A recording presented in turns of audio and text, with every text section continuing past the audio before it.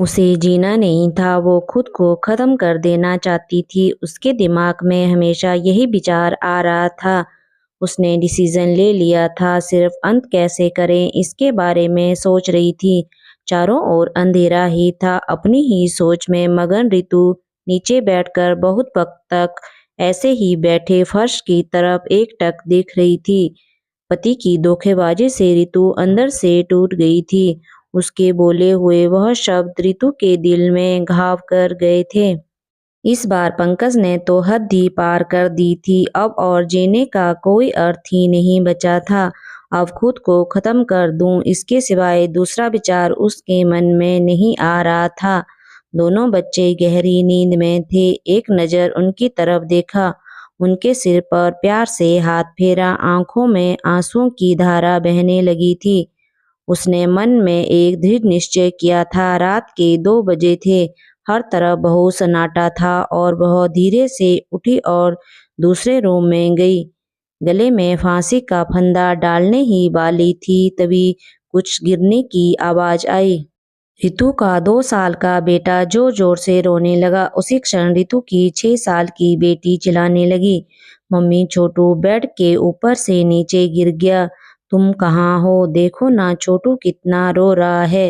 रितु भागकर दूसरे रूम में आई और अपने बेटे को उठाकर अपनी गोद में लिया और अपने सीने से लगा लिया। बेटी रोते हुए बोली, मम्मी तुम कहाँ चली गई थी?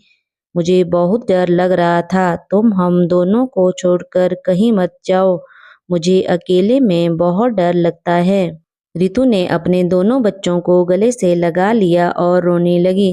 दोनों बच्चे उसके सीने से लिपटकर सो गए। रोते रोते रितु को कब नींद आ गई उसे पता ही नहीं चला।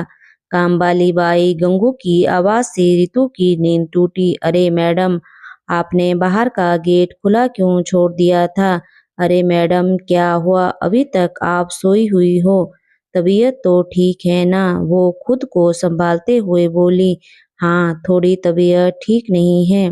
घड़ी में वक्त देखती है तो 8:30 बजे थे। आज तुम्हें आने में इतनी देर क्यों हो गई है? मैडम, चौथी गली में मेहता जी रहते हैं ना, उनकी बहू ने फांसी लगाकर आत्महत्या कर ली। 2 बच्चे हैं उनके। उनकी एक 10 साल की बेटी और 6 साल का बेटा है। यह सुनकर रितु के कलेजे को धक्का लगा और अपनी साड़ी ठीक करके उसने पूछा, कब हुआ? गंगू ने बोला, रात को हुआ मैडम। मैंने सुना है कि उसके पति की दूसरी औरत से संबंध थे। कमबख्त अभी तक नहीं आया। अचानक रितु गुस्से से बोली, अच्छा किया वह आया या नहीं आया उससे क्या फर्क पड़ता है? अब वह थोड़ी ना देखने आने वाली है। ये सुनकर गंगू रितु के कान के पास आई और धीरे से बोली, मैडम मैं अनपढ़ गवार हूँ और घर घर में जाकर झाड़ू पोछा करके मेरा पेट भरती हूँ और आप पढ़े लिखे हुए लोग हो। भले ही मैं आपसे उम्र में बड़ी हूँ, जीवन का अनुभव आपसे थोड़ा ज्यादा है। आजकल साहब और आपके बीच जो चल रहा है वह ठीक नहीं है। मुंह बंद था फिर भी मेरे कान खुले रहते थे।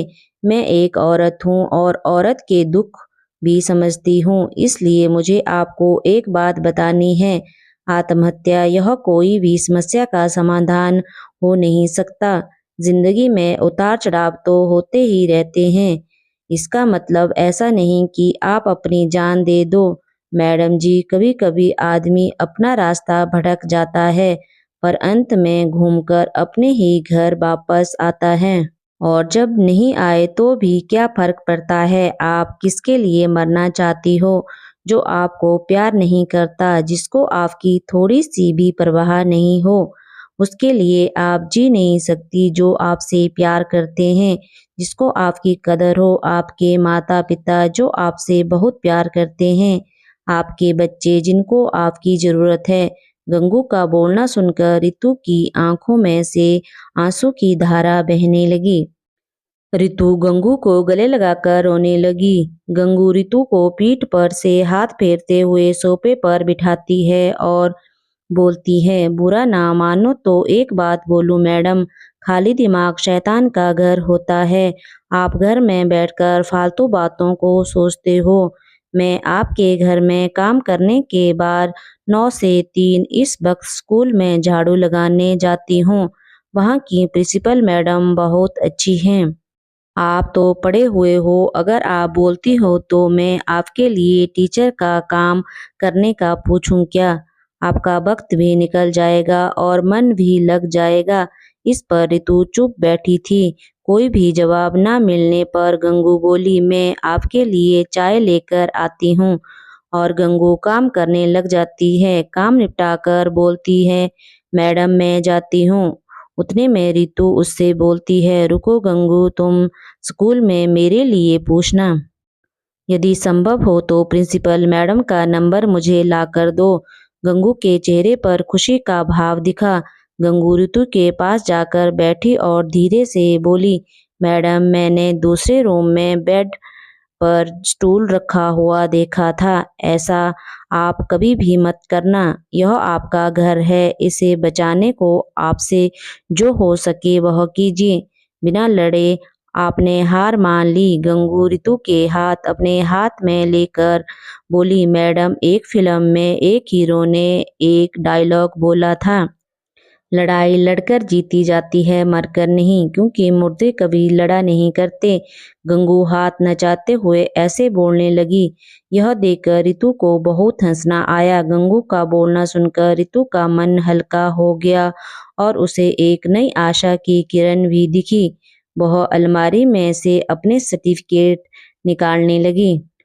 दोस्तों, पति पत्नी का रिश्ता यह बहुत स्नेही होता है। भगवान से यही दुआ करती हूँ कि कोई भी पति पत्नी के जीवन में ऐसा मोड़ नहीं आना चाहिए। अगर आया भी तो आत्महत्या ये उसका इलाज नहीं है। जीवन में आत्महत्या किसी भी समस्या का समाधान नहीं हो सकता।